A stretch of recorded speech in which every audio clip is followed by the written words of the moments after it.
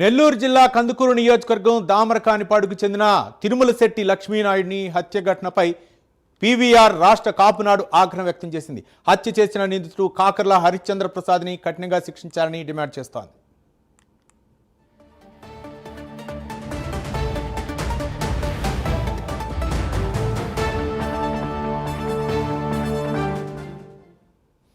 ఈ నెల 4న తిరుమలశెట్టి లక్ష్మీనాయుడిని నెల్లూరు జిల్లాలోని దామరకానిపాడుకు చెందిన లక్ష్మీనాయుడు తన సోదరులతో కలిసి బైక్పై వెళ్తుండగా అటుగా వస్తున్న కాకర్ల హరిశ్చంద్ర ప్రసాద్ కారులో ఢీకొట్టాడు.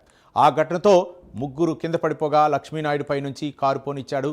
దాంతో లక్ష్మీనాయుడు అక్కడికక్కడే మృతి చెందాడు. ఈ హత్యకు పాల్పడిన హరిశ్చంద్ర ప్రసాద్పై కఠిన చర్యలు తీసుకోవాలని పీవీఆర్ రాష్ట్ర కాపునాడు డిమాండ్ చేస్తోంది.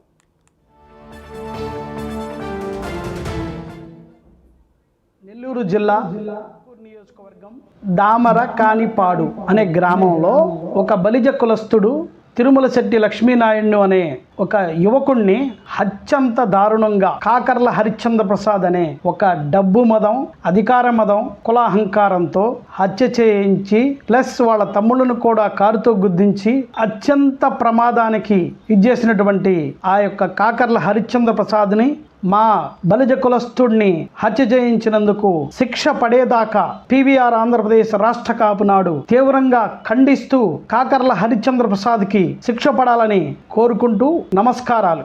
నెల్లూరు జిల్లా కందుకూరు నియోజకవర్గం